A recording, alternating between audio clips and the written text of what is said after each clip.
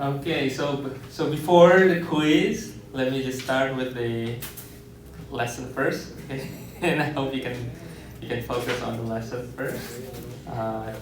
We are going to continue the sequence. Just I think still introduction. Still introduction. So not yet that complicated. As far as I told you since yesterday about the sequence, the most important in the sequence is the limit, right? And even we are going to incorporate the squeeze theorem into the sequence to determine whether the sequence is convergent and divergent.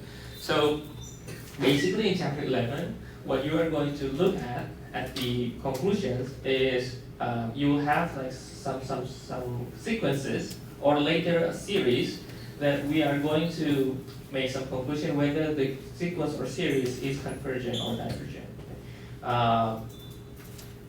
This is perhaps not as intuitive enough for practical application, but later on you will see if you are maybe doing some works in instrumentations or simulations. The convergences sometimes it's become important, especially if you work like maybe simulating the wavelength or something, and you need to know where does it converge or diverge. And calculus is one way to, or you can say calculus is like a tools to make that happen. So let me continue first a little bit. So let me just give you a quick look at the, let's say we have the AN is the alternate sequence. The alternate sequence, as we see from yesterday, this makes our sequence changing in signs, right? Positive, negative, positive, negative. So if you just have this as our sequence, then we are going to obtain, this will be negative 1, 1, negative 1,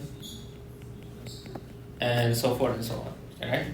And if we graph this, we are going to see that it's going to look like this. Okay? It's going to 1, or maybe start from negative 1 as n equal 1, and then 1, and negative 1, 1, negative 1, 1, and it keeps oscillating. It keeps oscillating. So with a certain length or distance between the axis and the point, we see that it will never reach any conclusions, right? It will never reach any consistent value.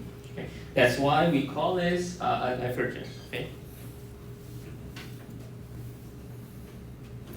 So sequence, we say, is divergent.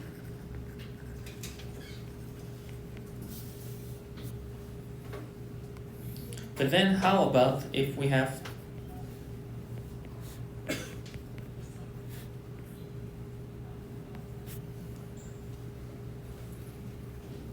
another sequence?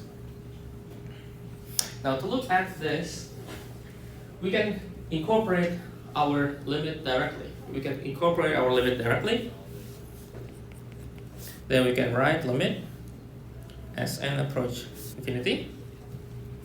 And then remember, when we have the absolute value of that sequence, we can have a conclusion that the sequence itself will be the same. So we could incorporate the absolute value so that we can see clearly, and we can remove the alternate signs. Okay?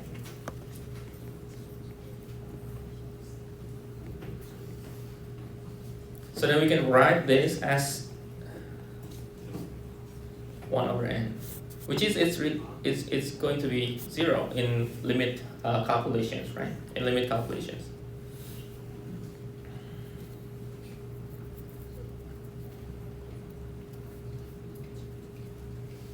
If you would like to maybe try some numbers, you will see some truth behind these conclusions. You could also try, like, to make sure that your conclusion is correct. We could try from n equal 1 to maybe some n equal 5 or 6. We try some few terms. Okay, we try some few terms. So when n equal 1, it will be -1, and then n equal 2, it will be 1 over 2, right? 1 over 2. And it's going to be negative again with the cube, -1 over 3. But you will see that no matter the change in positive or negative signs, it's always going to be decreasing, right? It's going to be decreasing and reach some values which is going to be closer to 0, which is our conclusion that it's going to have a constant value of 0. Okay? So you can also look at the graph here, which is going to be oscillating, but the oscillations will reach 0. Okay? And we call this a convergent. So we say that the sequence is convergent.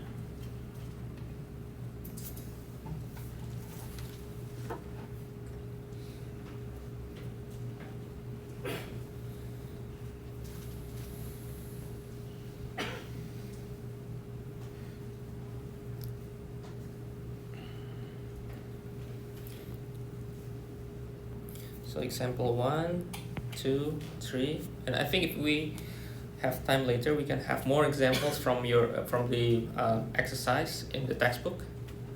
This is just an example to begin the or to apply the concept.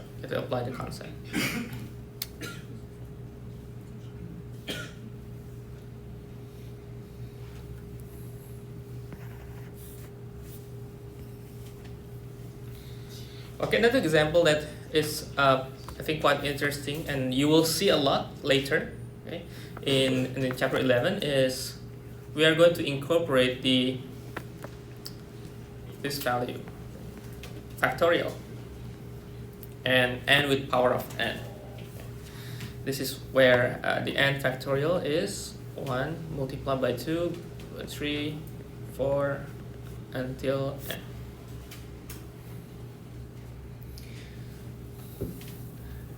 The factorial, you will see a lot later. Okay? We're going to see a lot in chapter 11.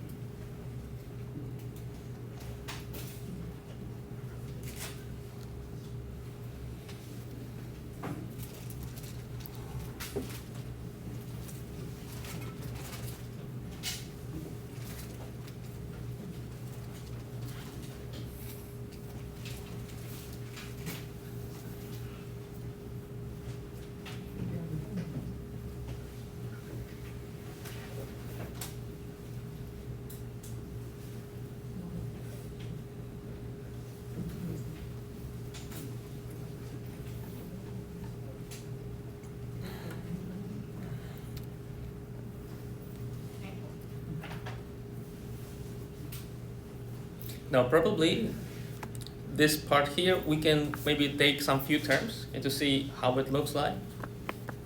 Let's say when n is equal to 1, the a1 is 1, and over 1 is, let me just write with just 1, and then a2 is 2 factorial 2, and 2 with power of 2, or maybe let me just write describing the factorial, 1 multiplied by 2, and then 2 with power of 2 is 2 multiplied by 2, like that. And a3 we are going to multiply, and then 3 cubed is 3 multiplied by 3 multiplied by 3. And of course you can try for other number as well, like 4, 5, but you will see some interesting pattern that it will show you these patterns. 1 multiplied by 2 by 3 until some n, and then n multiplied by n, n, n, n.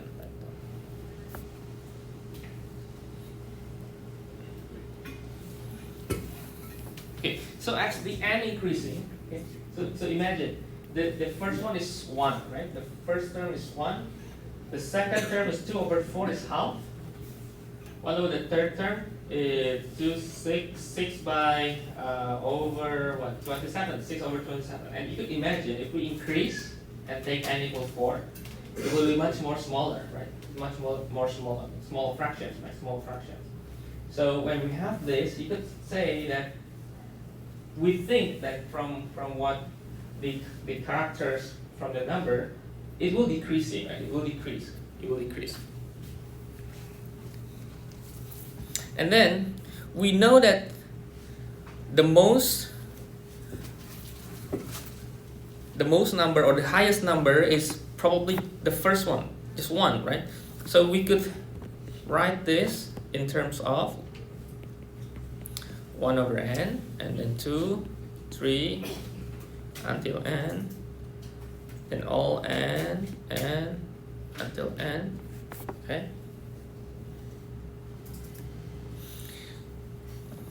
So from these expressions, we know for sure that the an is in between of this 1 over n.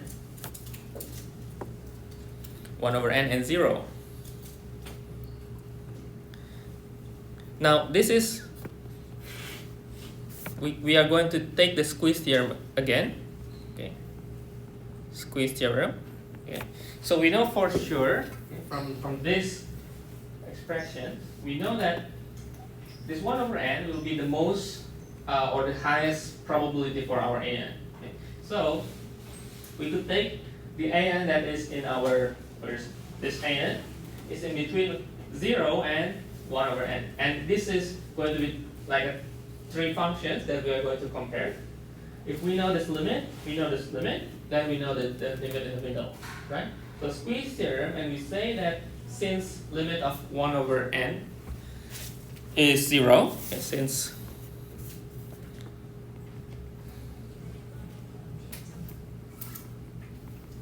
then limit of the an is 0, okay, because of the squeeze theorem. And you can see the graph also that is quite significant. It's decreased from this value 1, and then it's going to have a small fraction as you increase the number n. Okay? So sometimes, if you get like, perhaps not easy to calculate with limit, maybe you could take the squeeze theorem and try to find out what kind of functions or what kind of sequence you can compare with.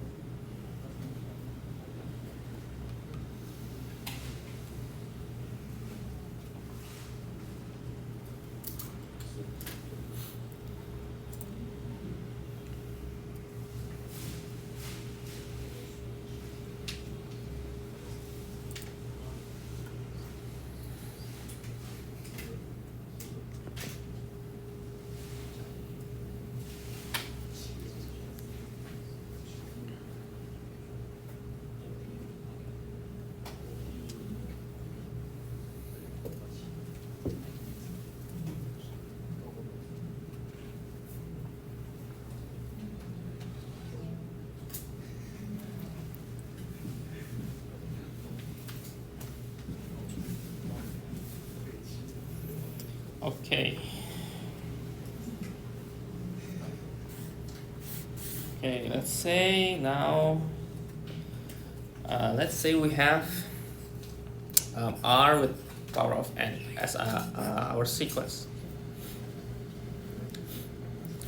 So what we need to find here is what values of R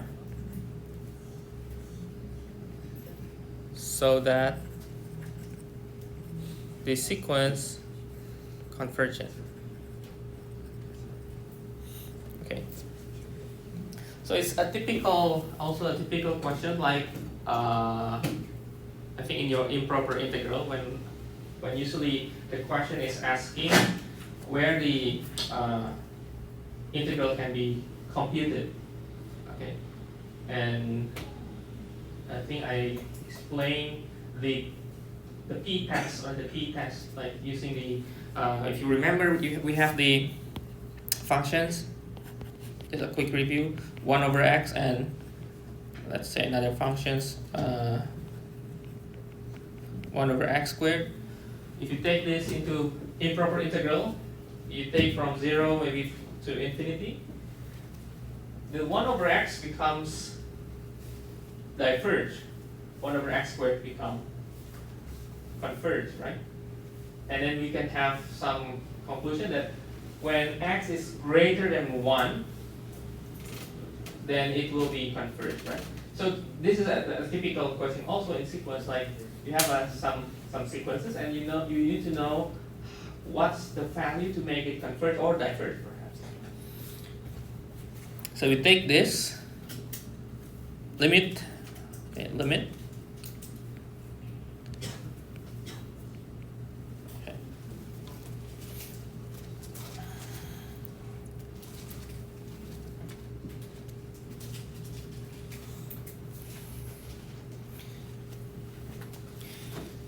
So if we take infinity going to be here, there will be some different answers, right?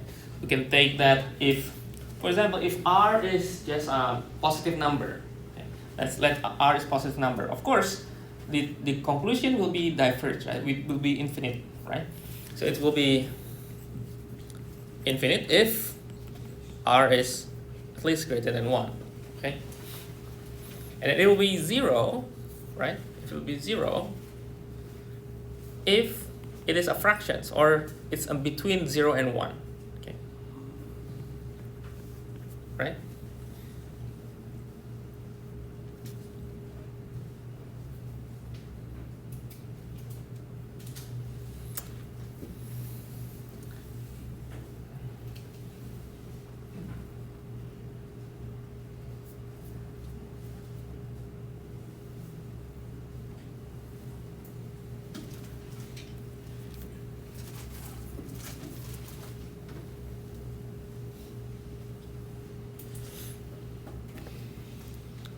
We could also think what happens if this is in the negative sides.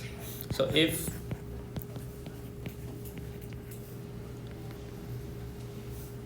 then we could take the absolute value of r.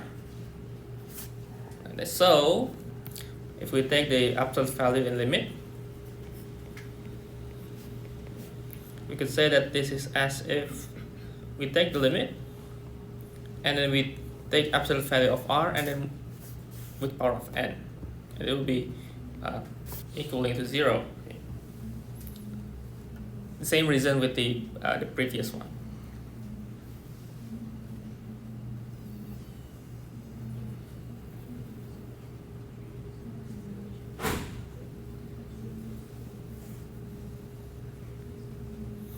So conclusions, maybe I will write here conclusion. Let me make it square. Conclusions.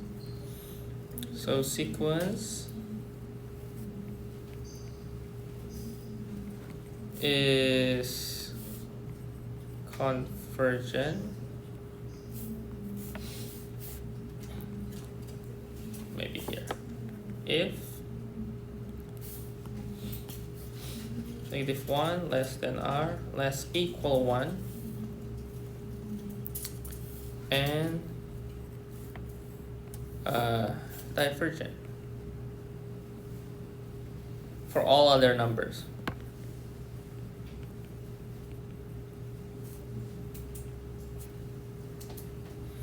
So we take the limit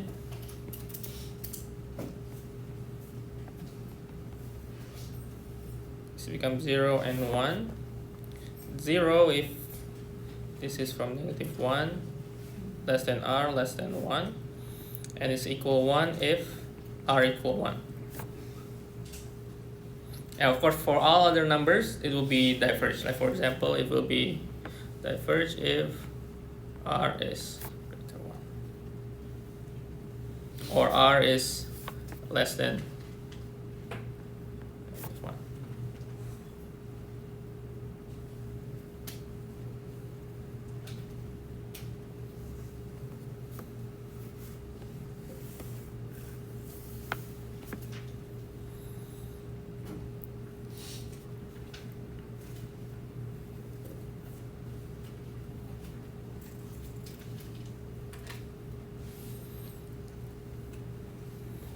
You can see also the differences in picture.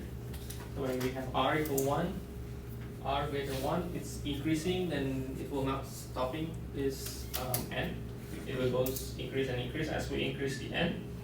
And if you see, if our r is in between 0 and 1, it will go in this value, which means it's going to close to 0, right?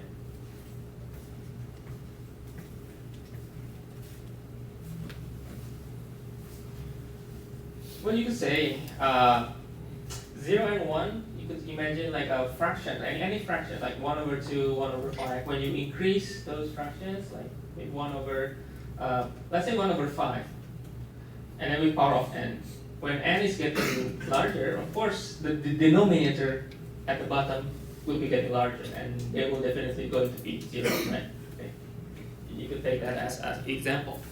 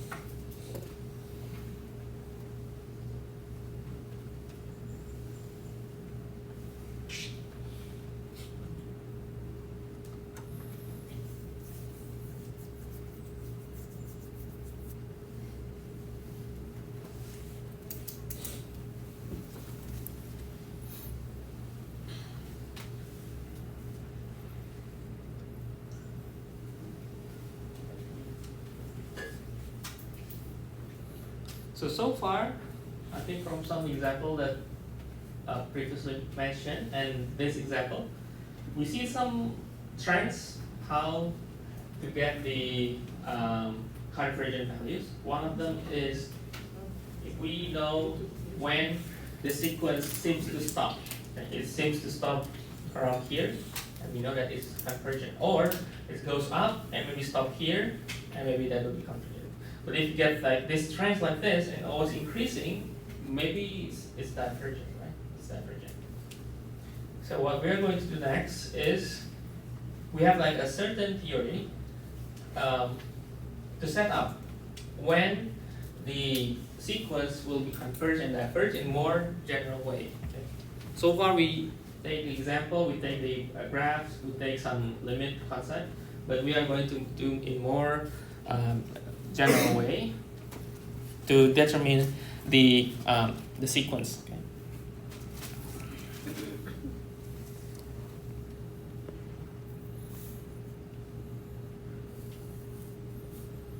This is called, let me write first the title, monotonic and bounded sequence.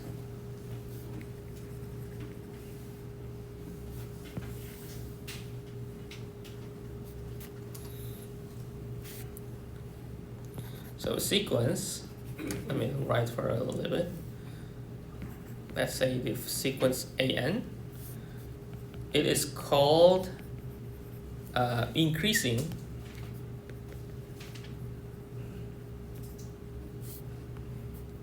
if, of course, the sequence is getting larger. So AN is less than the next term, right? Okay. For all n greater or equal 1. Okay.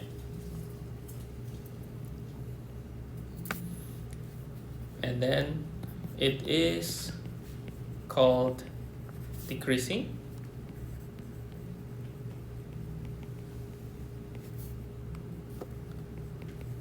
if the term, the previous term is greater than the next term. Okay. And of course this is for starting n equal 1. And then if we know increasing or decreasing, we can call the sequence is called, we call them monotonic.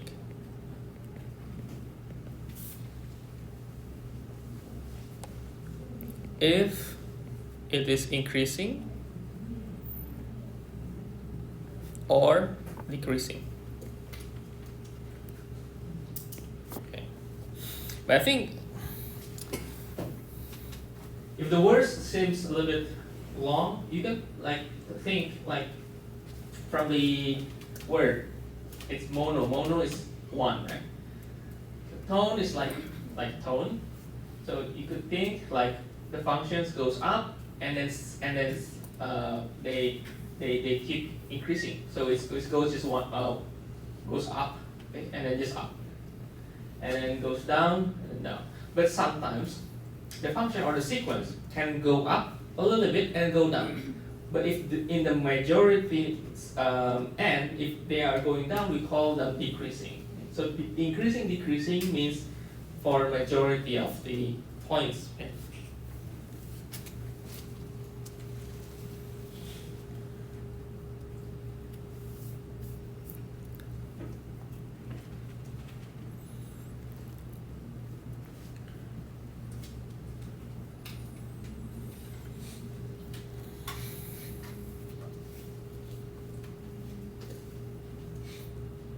So that is monotonic.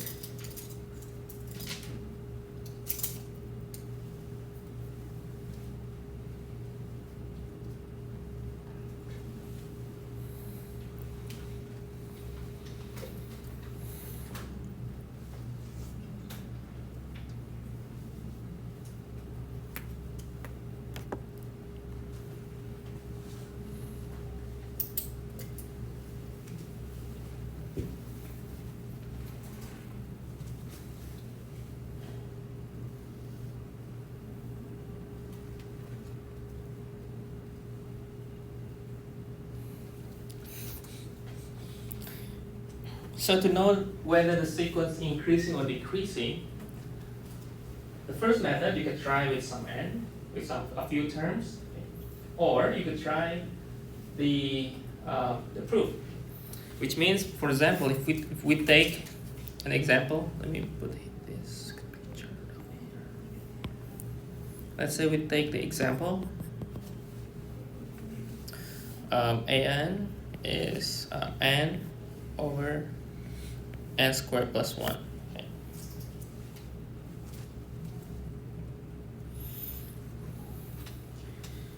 Well, I think from your perspective, and maybe you check with numbers, the denominator or the bottom numbers here will increase significantly, okay, compared with the n, right?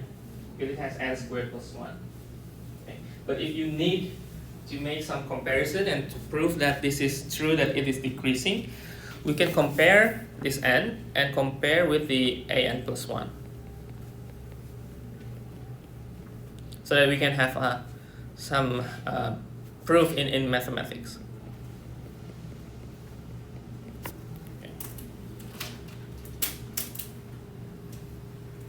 Okay, suppose that n, and n squared is, we are going to compare with this and whether it's true or not.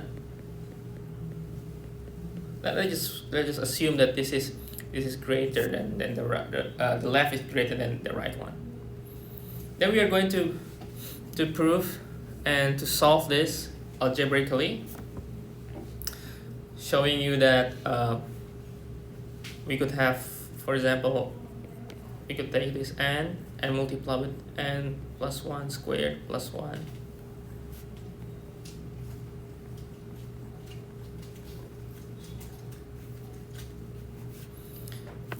And this will be n squared plus 2n plus 1 plus 1, right?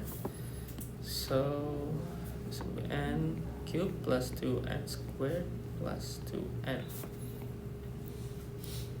This is n cubed plus n squared plus n plus 1.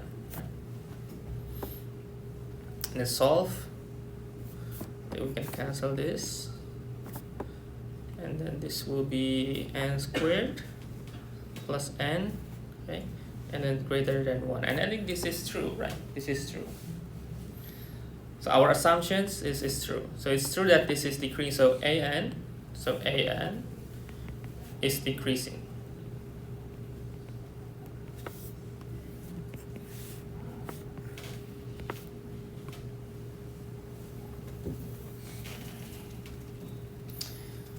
But if we want to know whether it is convergent or divergent, we need to have the second theorem. Okay, so the first theorem is about monotonic, to determine whether it's increasing or decreasing.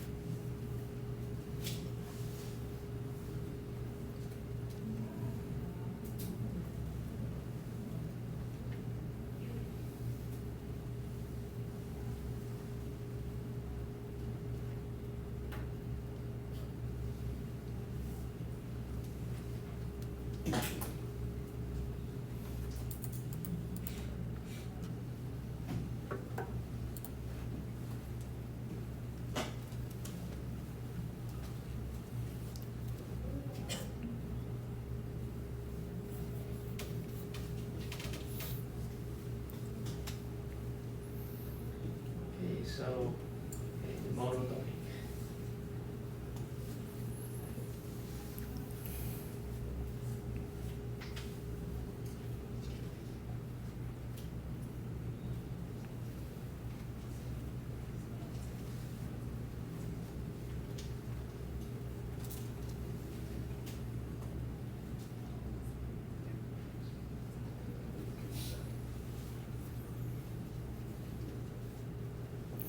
Okay, the second theorem, to determine the sequence converge or diverge, we need to have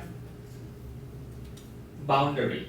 Okay, so if we look at these graphs here, just for illustrations, we know that this is going to increase, but at a certain point it has a constant value. We say that this is the boundary, or it's bounded on this value of L, right? Okay, so the second theory is, let me just write the definition first. So sequence AN is bounded,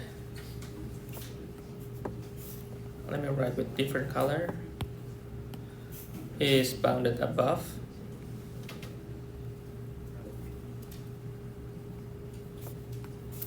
if there is a number m value such that an less equal m. So m is the highest possible value of the an for all n. or if you try to look at the graphs, it goes on the higher than this L. Okay.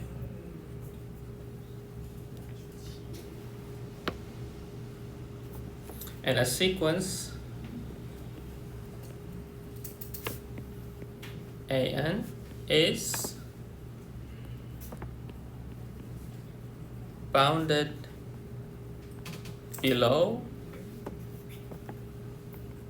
if there is a number, let's say small m, such that now the m is in below the AN, right? Because it's going down for all n greater than 1. And if sequence is bounded above and below, then it is called the bounded sequence.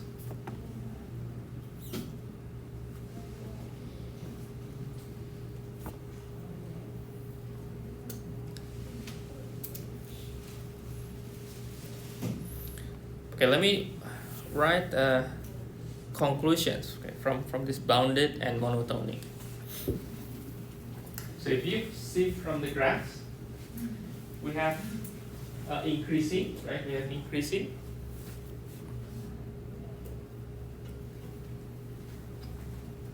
We have increasing in the graphs, but then it stops in this blue line. Or you could imagine maybe the function or the sequence going down, and maybe it goes like that. It's also bounded at below. Okay, so this is bounded above. This is bounded below.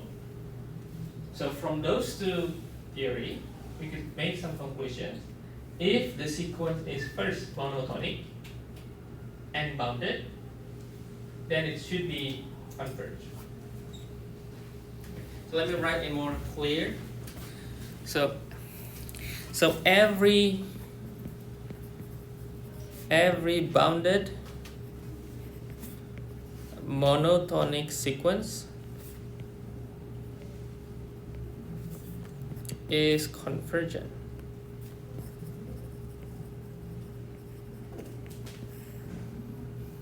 Okay, and of course, in particular, if it is increasing, bounded above. If it is decreasing, bounded below. And that's how we look at these conclusions. There are some proof for the precise definition, but I think it's pretty similar to what we have at the beginning, so I will skip that.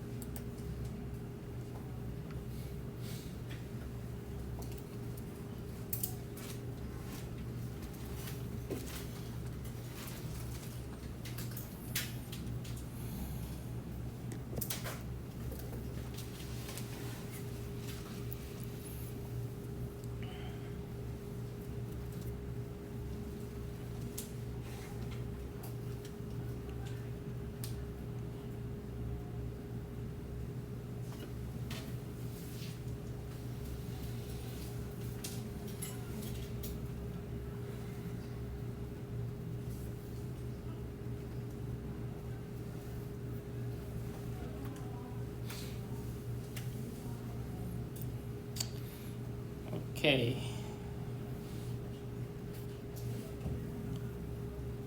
Perhaps giving you some example.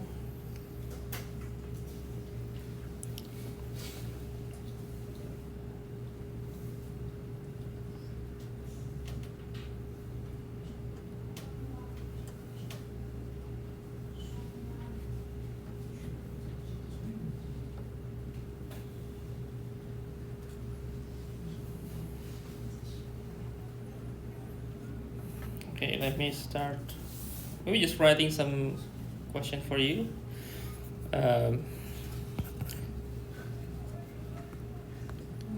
Determine if it is converged or divergent.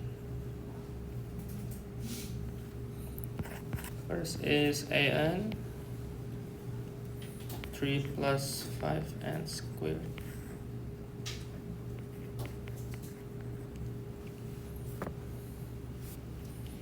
And then second one. And the third one.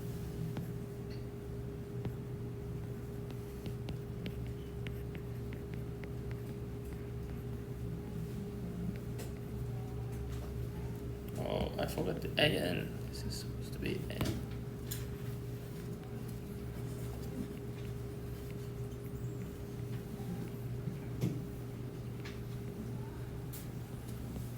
And an.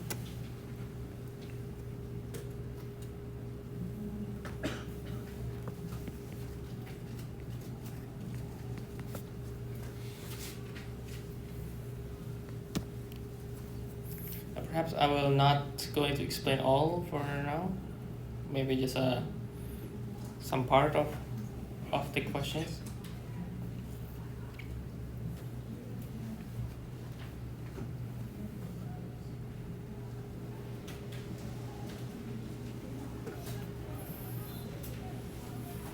Okay, you can check the first four, okay, but I will going to go for the last one.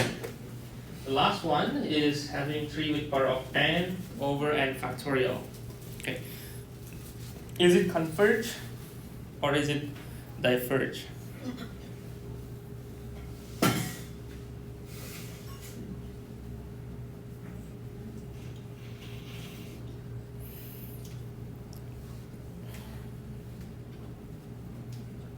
We could start with some numbers. We could start from some numbers. We could take a few terms to see if you want, or we could directly take the comparison. We take the an and compare with an plus 1. Okay, we could take that.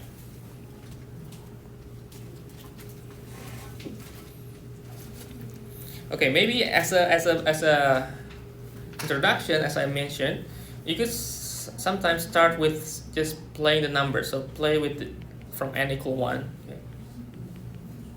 This is 3, and then equal to is this 9 over 2, right?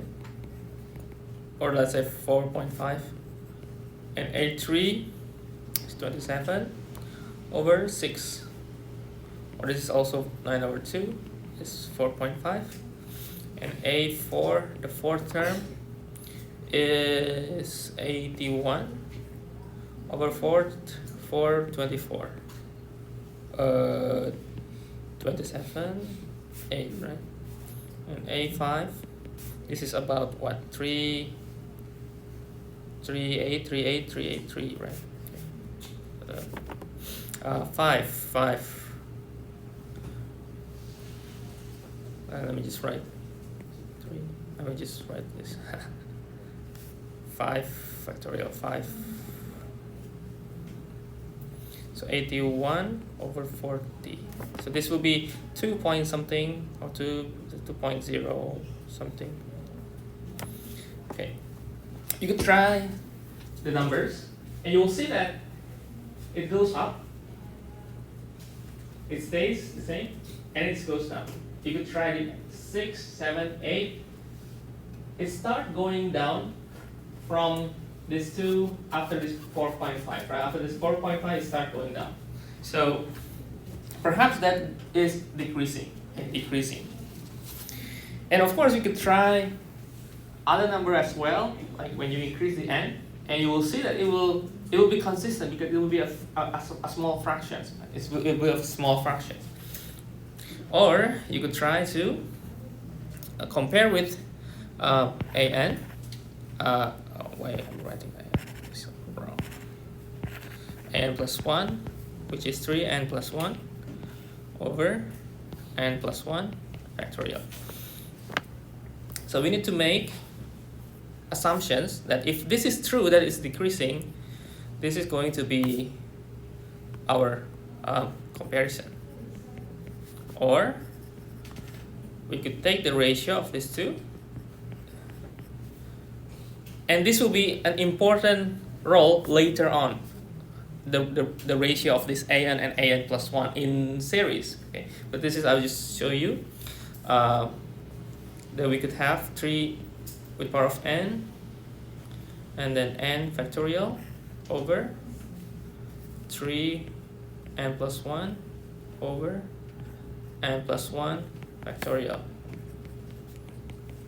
And we can rewrite this 3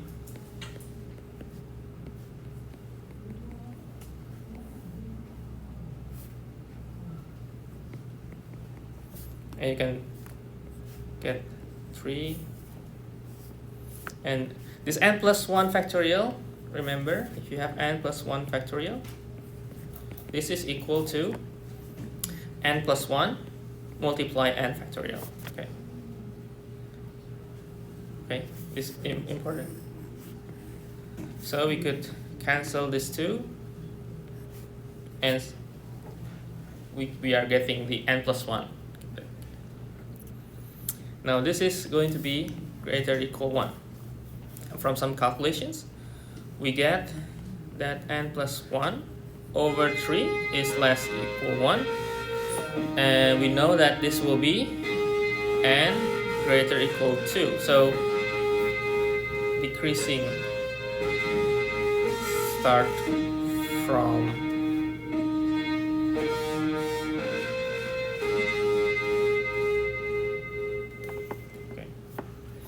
as we see from our actual calculations, that I guess that's pretty correct. I think it's correct.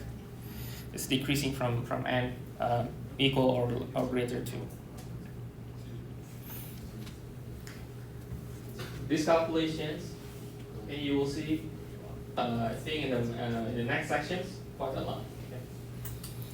Okay, I think that will be the lesson for today's class.